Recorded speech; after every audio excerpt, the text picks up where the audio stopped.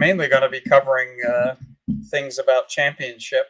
I've been getting a lot of questions about it, and figured, yeah, we have them covered in different places, and I know different things. People have different questions about schedules and things like that, and I thought it was a lot easier if we just all got together and talk through how some of these things are going to work. So basically, this is the agenda for tonight. Let's go hit the housekeeping.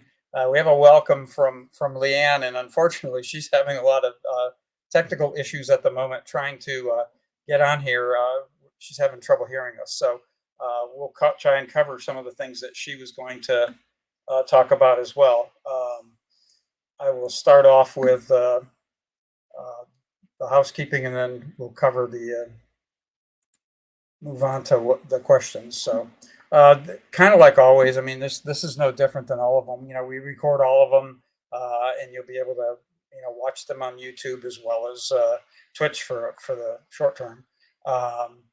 We'll hold all questions till later, but you can type them in the chat area as long as you have you're signed into Twitch. Also, we have a hard stop at 8 o'clock, but I don't think it's necessarily even going to go as long as 8 o'clock. But we'll take whatever questions there are at the tail end after I share what I have, as well as some people submitted questions ahead of time, and we're going to talk through some of those as well. And like always, we'll have more of these as is warranted. This part in here, I'll come back to this afterwards. We'll see if we can get Leanne in here, but I want to take a look at.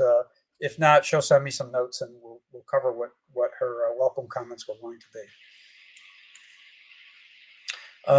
So I'll just kind of jump in, and we're going to go through kind of the FRC side of it, and then the FTC side of it as far as championship and how it goes. A lot of these things that are in here are actually covered in the FRC game manual as well. But the 60 teams are going to be competing there. I mean, we have 112 teams in our district right now. We have only one Greater DC event left, which will help determine the rankings. And the district rankings have that issue where they don't actually get into the ranking system until the event awards are actually typed into FMS. So, like for example, the awards we gave out this evening for both the DC4 and the Richmond 2 event. Until we actually get to FMS and type those awards in, all of the ranking for the system is not correct. And when I say that, it's actually a little bit more messed up than I thought it was, because some people are going to Blue Alliance and looking at things on Blue Alliance. Now, in the last couple of days, First actually corrected some items in their system so that it's calculating. It's actually calculating awards correctly, and it's calculating playoff rankings correctly. And that next point on there, the week one, we had to run in week one. We had to run these dummy quarterfinals. So the Richmond 1 event and the DC 1 event got credit for running quarterfinals. So their ranking points were actually overstated. So instead of having 20 ranking points for winning at the event, they had 30 because it looked like they had played quarterfinals as well. That has been fixed in the first system. However, it's incorrect in the Blue Alliance. And then the other thing I will say, in the Blue Alliance calculates items off of match number and not necessarily what level it is. So in other words, if you've got a semifinal match 1, they're picking up as match 1, saying, oh, match 1 is always quarterfinals. So the first 8 matches they count as quarterfinals. So they're calculating quite a few things around that incorrectly as well. Right now, up until today, the week 1 quarterfinals calculation for all the teams that played that week 1, they were getting, like, they got 30 ranking points, and after today, they fixed that, so it's down to 20. So the numbers that are in first are correct. So if again, that's at the, frc-events.firstinspires.org. You go there, you look at the district rankings, and You know, you'll see what they are now. Like for example, you know, the teams that have competed 2 weeks and in there are in there correct. If you've only competed, you competed your 1 week, and I think when I was just looking earlier, the like second place team, I think like Triple Helix was one of the ones that are in there. Their ranking points for their second event only include your qualifier points. They do not include any playoff points whatsoever. And the reason is that, you know, the playoffs are part of the awards. So none of the awards officially go up to first until it's all over. Blue Alliance was trying to calculate a lot of that stuff, but again, you know,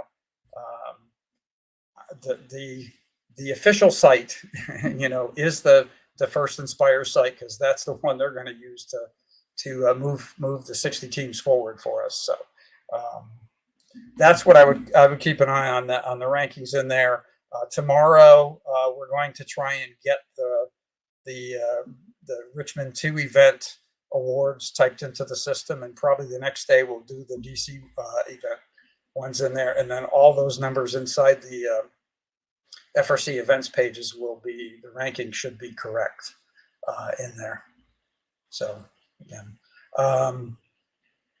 the other thing is for championship, you know, we're requiring the consent and release forms the same as we always have. So you know, everybody has to fill one out. And again, same as all the other events. If you're for FRC, your Mentor 1, you can check it at that first event, events for Chesapeake.org/9095. For some of you that do both events, you'll see later in the FTC slides that it's, instead of 9095 ending in that, it ends in 8085. So you can kind of see both of them.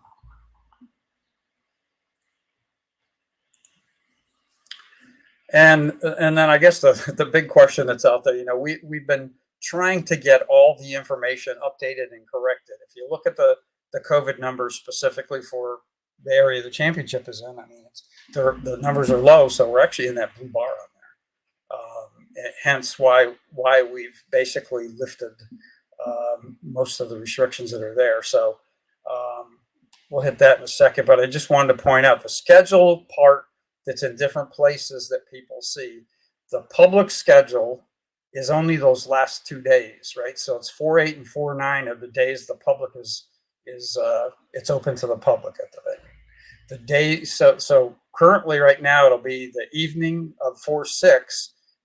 Teams will be able to load in, and they can load in and get inspected that same evening. So that's for teams that can make it there. If you can also load in the next morning on the 7th and go through the inspection process the same way, and then that'll be followed by, you know, some practice matches.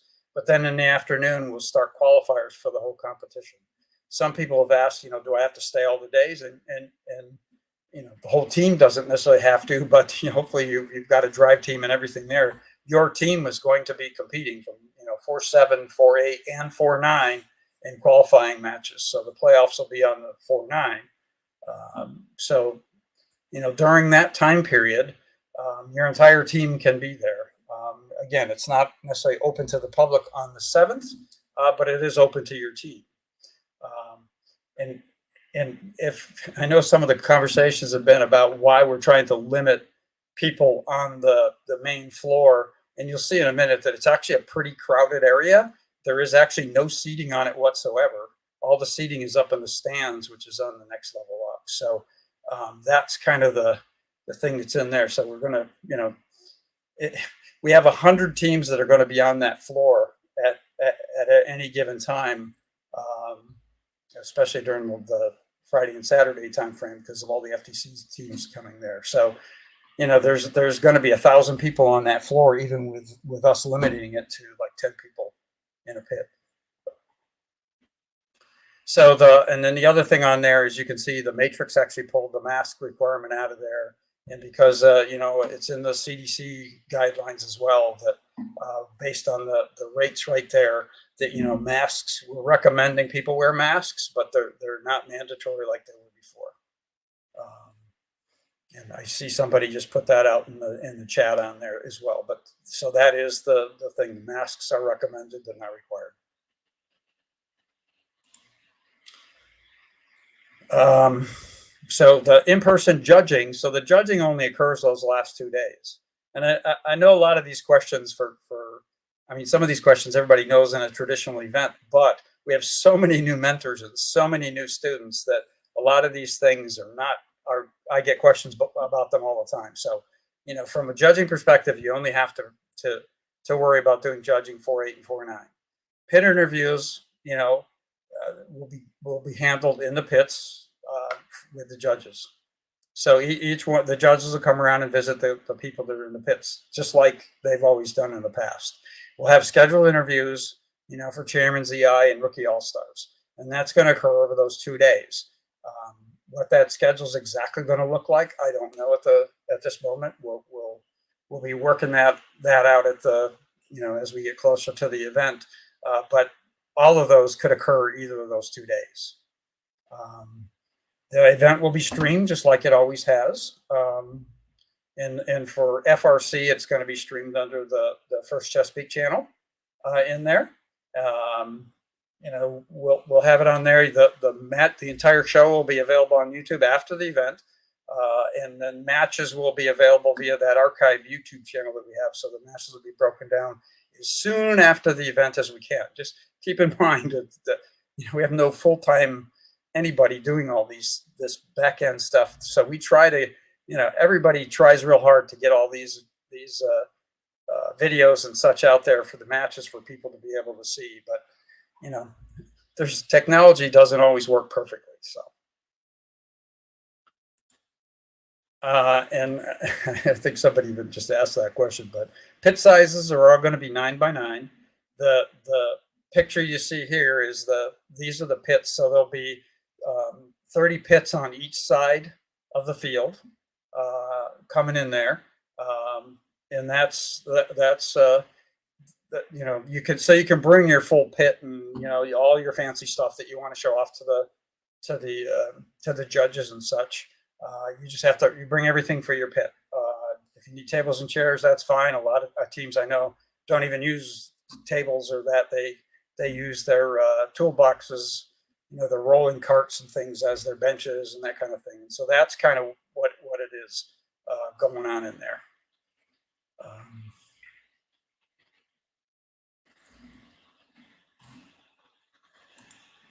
And I guess I would go back, and I guess I'm kind of cheating here. I saw a question come through.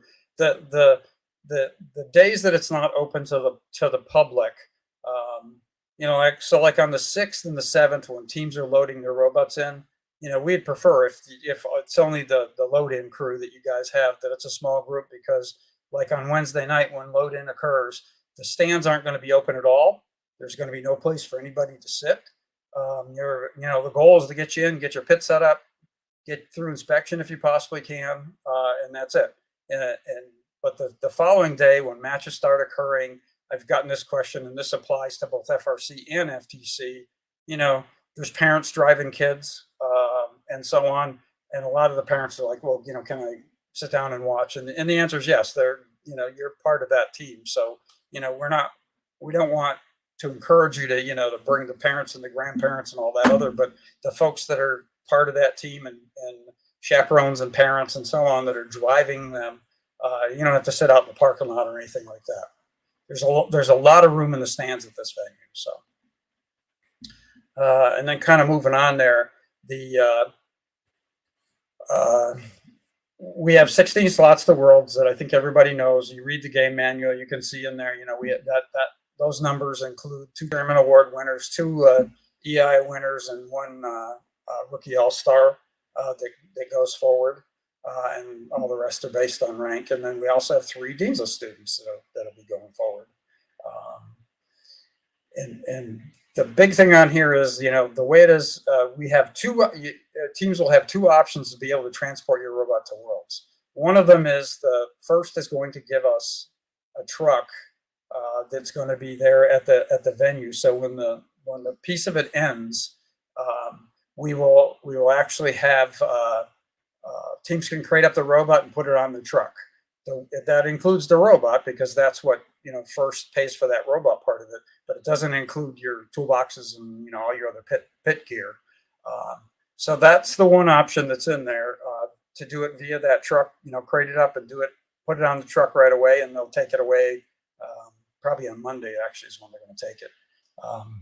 Either Sunday night or Monday. But we will load them in there. The other option is to bring your own robot, and several teams I've talked to are planning that route. Or they're just going to take their robot and their tools and drive them on down.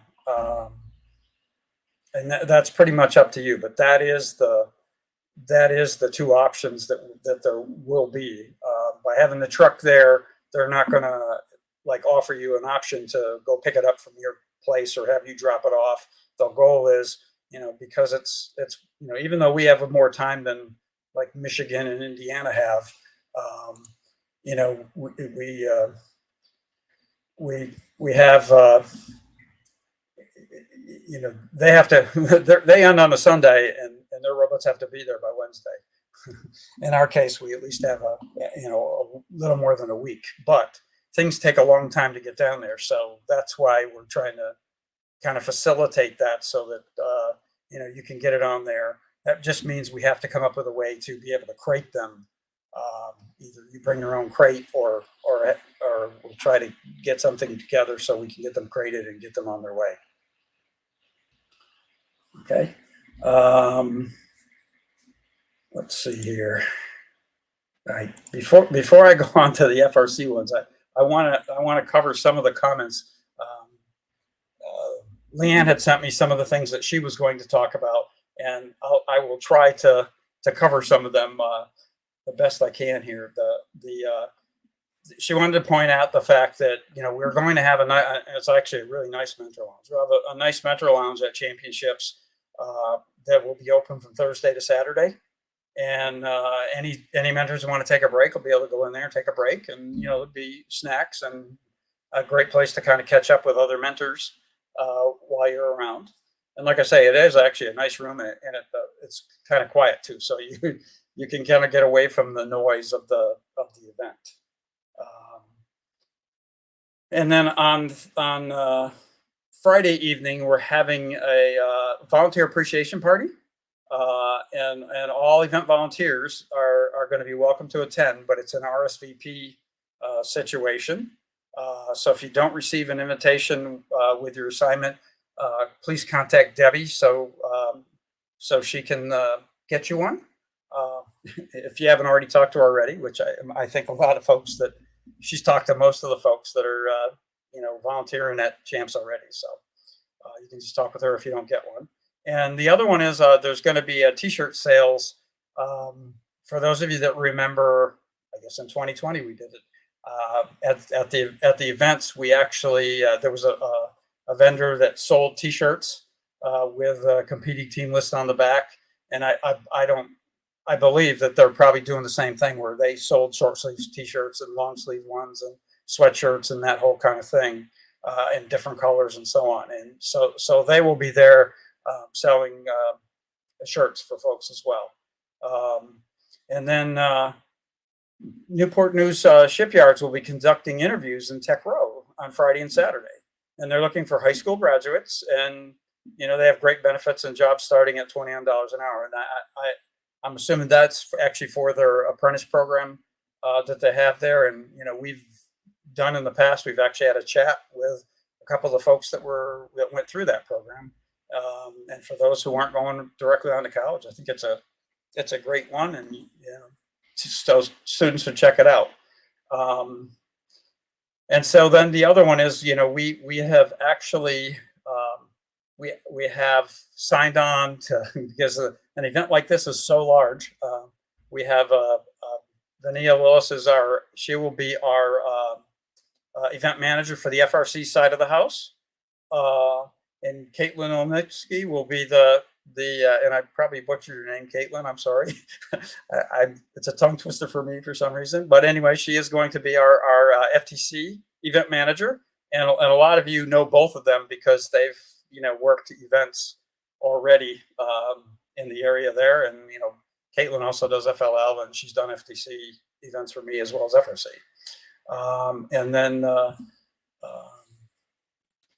then we have two volunteer coordinators for it.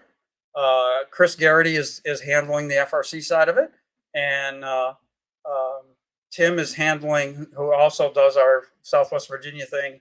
All the teams out there, he kind of supports the teams and has a lot of rookies. He is handling the FTC side of things, and I will say that one of his rookies, he should be proud of, is one of the rookie teams he brought on this year for FTC is actually competing in our championship for FTC. So I don't know if anybody has any other questions. I'm kind of going back to this FRC thing. If anybody has any questions you guys want to cover before we jump into the FTC side of things, I think I tried to grab most of them as they came through. There are more questions. The questions that folks submitted, I have them at the tail end of this. And most of them actually apply to both programs. And we can, all right. So let's move on to the next. So the FTC Championship. So FTC has 80 teams coming to compete there. And actually, the beauty is we have one from each one of the states that are represented inside of Chesapeake. So, and this year we also we adopted for the year we adopted West Virginia, and we have a couple of West Virginia teams coming to the championship as well. So we've got some from DC, we've got represented from Virginia and Maryland. So it's great. We have 2 divisions that we've got set up. The first division is going to be compete on the 8th. The winners from that division will then on that Saturday they'll stay there, and on Saturday they'll actually play the winners of the second division that competes on the 9th, and then they'll do a playoff at the tail end of that where the submarine winners will play the carrier winners. The thing on that is, same thing. We got to do consent and release. Mentor 1 can check the consent and releases, using that same link you do for FRC, but it's 80-85 instead of 90-95. And we've run into this a couple times because we have quite a few. We have more and more mentors all the time that actually do both programs. So same kind of thing on here. It's they're there the 2 public days, so the entire team and spectators can attend. Team loading is in the morning before the division play. The thing, with FTC, the same with FRC, we talk about it, is if we limit the number of people, and you'll see the pits for this in a minute, and the playing fields in the pictures, they're having 1,000+ people on the floor. I mean, there's be like 1,200 people that are down there just with these low numbers. What our plan is to actually use wristbands for the people that are in the pits. It does not mean that they're not the kind of wristbands we've been using for events that are those Mylar ones that you can't take off. We're going to use the plastic ones that you'll be able to slide it off your hand and give it to the other person. So our goal is not to limit. People can move back and forth from the stands to the pits and so on. We're just trying to limit the number of folks that are down in the pits. A lot of it's just from a fire hazard perspective and so on. There's not a ton of room there, and as you know, the two venues we ran the qualifiers with, with 10 people in the pits, it pretty much fills them up, and we're kind of going to see the same thing because we're going to have 100 teams there with 10 people in the pits.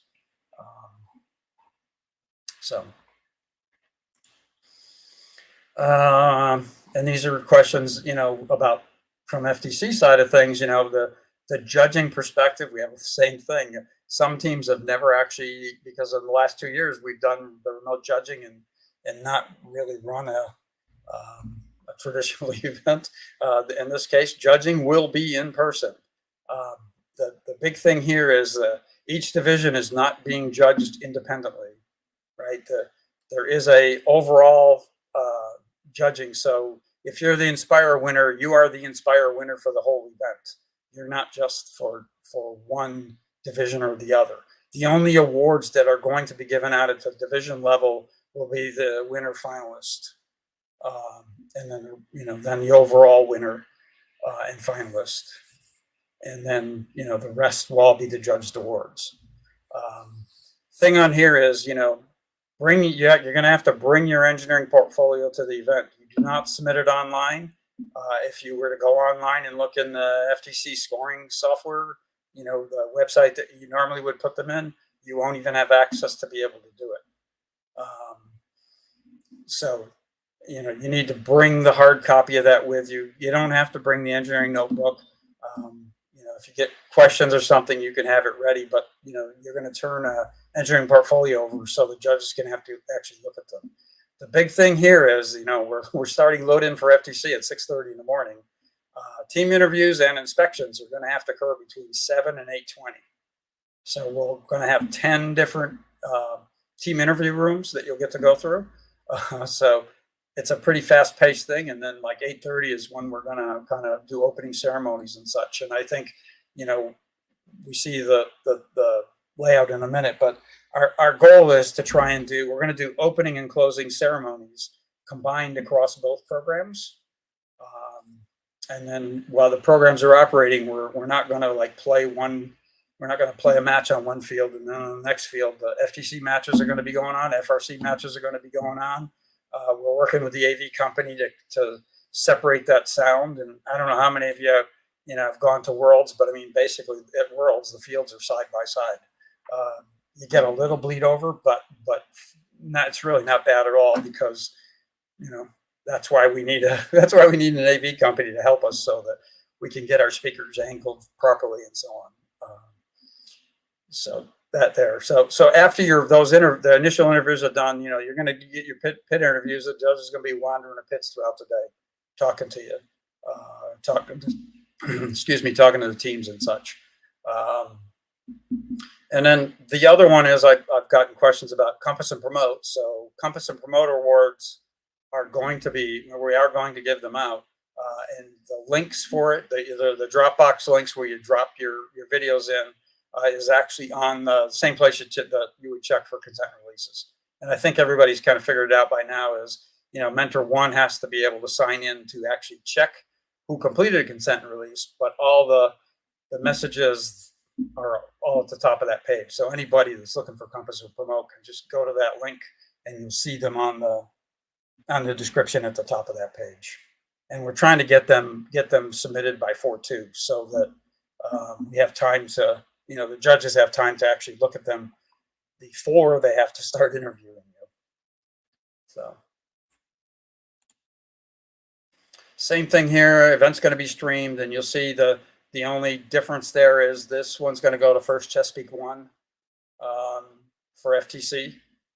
And it has all the same things. It'll be available on the YouTube channel after the event, and all the matches will be split apart and put out in the archive section. They're out there. And then, the thing with FTC, which I know doesn't make a lot of people happy, and I guess myself included, is we only have 3 slots going forward to Worlds. And then, we do have, for FTC, we have 4 deans list students that are going forward. And we've already announced who those 4 folks are, so they know who they are that are actually going forward to Worlds. And I will say we actually do have one team that competed in another region and has qualified for Worlds there. So one of the teams that's competing won't be in the running to actually move forward from our championship. Okay, so this is the layout of the center area of that field, and you saw when we looked at the FRC one, the FRC one is outside of that oval. So it's like on the other side of the walls behind that oval. There's 30 on one side, 30 on the other side. And we had to do that because we wanted to get everybody at least a 9x9 pit area. So by separating the 2 of those, and we put FTC out in the main end of that field on the one end of the field, their pit sizes are going to be 8x9. So it'll be slightly smaller. Again, bring your own tables and chairs or whatever you need to compete with. And if you look at the field on here, this view, you can see, on the right-hand side of that picture, we're planning on having 2 FTC practice fields for teams. And then in the center of that is actually an FRC practice field. And the reason it kind of hangs where it is there is because that has the high ceiling to be able to for teams to be able to shoot the balls into the hub down there. So so if I go on the right-hand side of that, if you looked back at the FRC image we had, that's actually where the load-in doors are going to be, behind where that practice field is. There's a big overhead door that teams will be loading in through to come into the building. We're going to have pit admin and inspection, and all of those things are actually going to be down that end. So when you come in, you'll do it.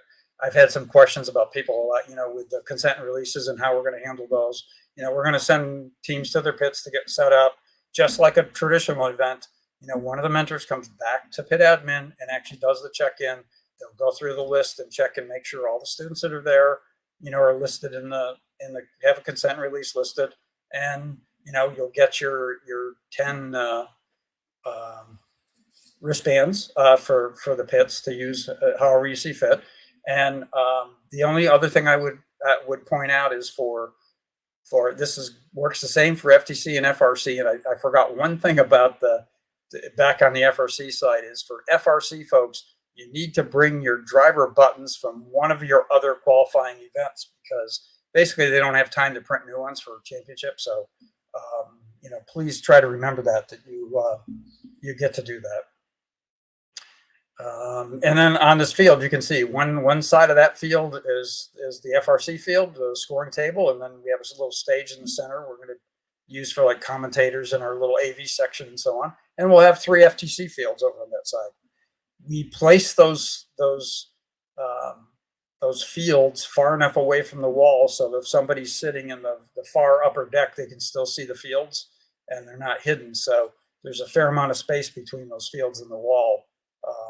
Like 15, 20 feet. And, that's just so everybody will have a view of it. There will be projectors above both of those back to back. So people on the FTC side of things can watch what's going on with FTC. And on the other side, they can watch what's going on with FRC. And when we're doing combined things, we're showing videos and such, they'll actually appear on both sets of screens. And again, the sound will be pushed to one side or the other. Okay. And these were some of the questions that came in earlier. So the the pit wristbands, I think we already talked about it, but yeah, they're going to be easy to slip on and off. The goal is to make it easy so that you can move people around. I know, at least from my perspective, when I was mentoring teams, I mean, we always tried to not have 20 people in our pits. We always tried to have them, we always tried to keep it to like 6 people total. And then, that way, if the judges came by, those 6 people could handle the questions from the judges, and they were the ones when the robot came back that could also slap everything back together to make it work. So, I'm assuming that that's okay, but I do know, like if a certain component breaks and the student who built that or knows the most about it's up in the stands, they need to come down and work on it. And that's what we're trying to make this as easy as possible, but still keep down the number of people on that floor. And the next question kind of falls into that. Will stands reach all the way down to the floor? The answer is no. There's no seating whatsoever on the event floor. It is all upstairs. So to get there is fairly easy because there's stairs in all 4 corners. So getting up and down is not really a major issue, I don't think. And then somebody wants to know who the key volunteers are, and really based on first policy, we can't actually give out the names of the folks that are there. I will say, we've tried very hard for all cases. So. And is to actually, we only have used in all key volunteer positions, we're only using people that have done at least one other event. Many of them have done, 2 or 3 events, to be honest with you. So, and then also like for referees, they're better than half of them are actually head refs and have had ref for us and ref for us at other events through the season. So, we're trying to make sure we have all the top-notch key volunteers that we can have at these events, and And I think we do. I think we've got great people at on both routes. So certainly we probably have more capable people than we do um, positions, unfortunately. But we're trying to find something for everybody. Anyway. Um, and then there was another question about load in, and I put this one in here, and only because I want to make sure people realize that load in for FRC is actually only that Wednesday night or Thursday morning, because then we start playing matches. It's really just, there's a typo with that and a few other things that I think are being flushed out in that detailed list of the schedules and so on. That's where it kind of goes. The I see people asking about like schedules and where they are. If you go to the events for Chesapeake.org and then select which of the two championships you want, whether you want FRC or FTC, you click on it. There is actually a little schedule pop down that's there that you can see a quick version of that schedule. There's also a very detailed schedule of not only the schedule of the event, but also a lot of the other activities that are occurring at the same time, so people know when those things are. And like the when Leanne was talking about the volunteer appreciation, a lot of those things are covered in there as well. So if you want a quick view, just go to the one that's on that page, pop it down, and you'll see what it is.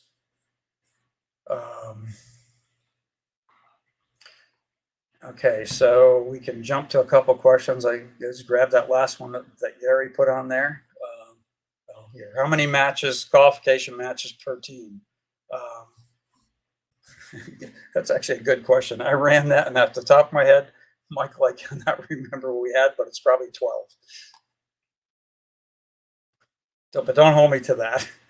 You'll know what it is because you're going to be our scorekeeper there. So, will media photographers be allowed on the event floor? Yeah, we will come up with some kind of thing to allow, so that you have a media badge kind of thing, a media pass or whatever. So, especially if you're for that certain team, we want you to be able to come down on that floor and take pictures and videos or whatever you need to take.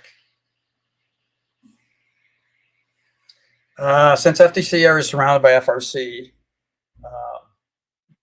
I guess it's not. I'm not sure what you mean by surrounded, but FTC people would need to cross the FRC area to access the FTC area. Not totally correct. That part, and maybe I can go back to here. This part of it is FRC. The to the right of the FRC field. So to the right of the FRC field, you have that area there. We're actually going to put up a divider there so that separates the FRC area from FTC. So we have a plan that we're looking at for queuing to kind of keep the FTC folks in and out of the FTC fields and the FRC folks. So if you look to the left of all those fields, there's actually entryways coming from the FRC side that teams for FRC will be using to come on and off the field. With FTC pits being in the back there, they'll be able to move from those pits to the FTC area, and probably, I said we have the fields fairly far off the wall. Well, that area that's there, we will fill up with queuing and such. So we'll queue people along that wall to get into those fields. So we won't have robot traffic crisscrossing that field. That's what we're trying to avoid. So it just kind of go in the other, like I say, a divider wall, go up there to separate those out, keep it kind of, so robots don't run into each other, basically. Hopefully that answers your question. The only cases where there'll be some crisscross will be in the back side of the venue. If you go around back to use the practice field, everybody's going to be using the practice field. Pit admin's it's going to be a common pit admin for both programs that you'll go to. Both sets of inspection things will be back there and so on. So hopefully it's going to be a great event I'm excited to have both programs there at the same time. I think it's pretty cool, actually. And also because COVID's down, we're able to actually open this up quite a bit more. And, let teams take advantage of it. And parents too. I know a lot of parents want to come see their kids. Do we have any other questions? I mean, I think as always, it's totally okay to, you know, I'll get to that one in a second. But any of these things, you have questions that come up, feel free to email me, call me. I think most people now either text me, call me if they got one that they have a question real, fast. And if you can't get a hold of me or you email me and I don't get back to you right away, feel free, send it to Leanne too. She'll send it. She'll make sure she gets to me and gets you an answer as well, because we don't want to forget about folks by any means.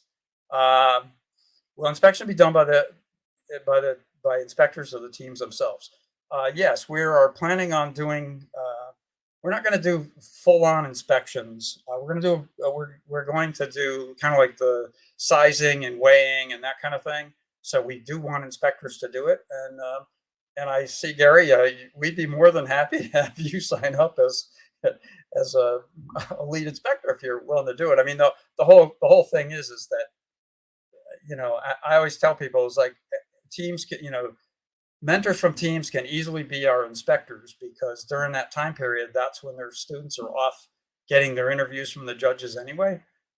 And by the time inspection's done, if you look at it, that's the whole thing is the inspection is going to be done between 7 and 8:20. And so we need enough inspectors that we can, kind of crank through these things.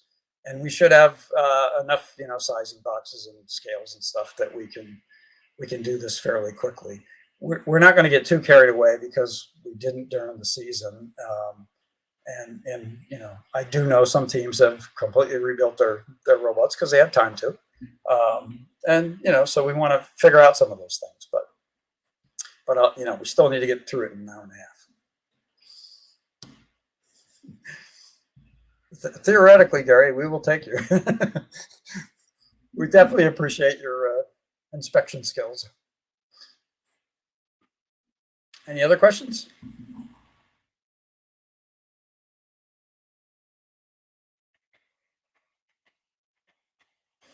I think I see one there. I don't know if we hit that one or not. Match alliance schedules won't come out till Thursday. It depends. Yeah, that is totally true.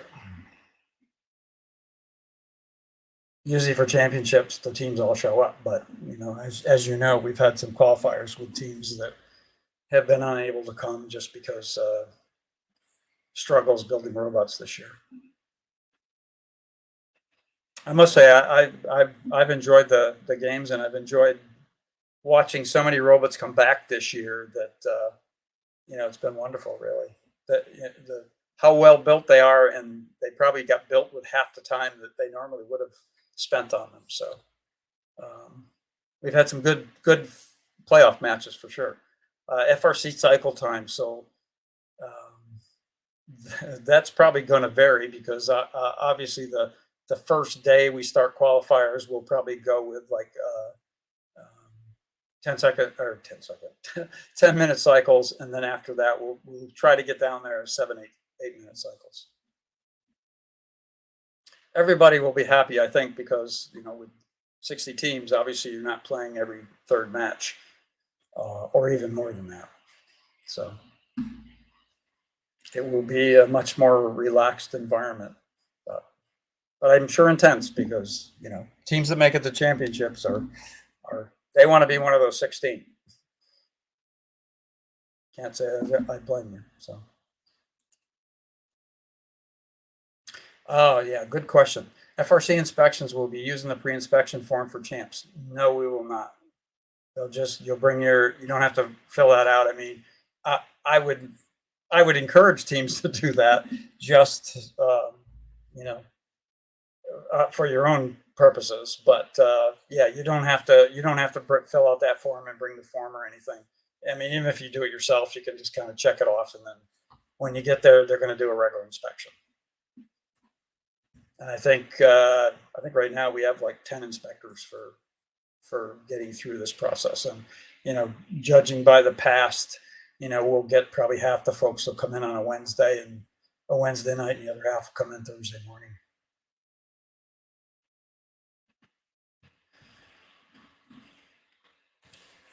Okay, any other? All great questions. I tried to add those as much as we could to some of the, you know, team reminders and that kind of thing on the website, but um, you know, as this changes so rapidly, sometimes you look at it and you don't know that it got updated.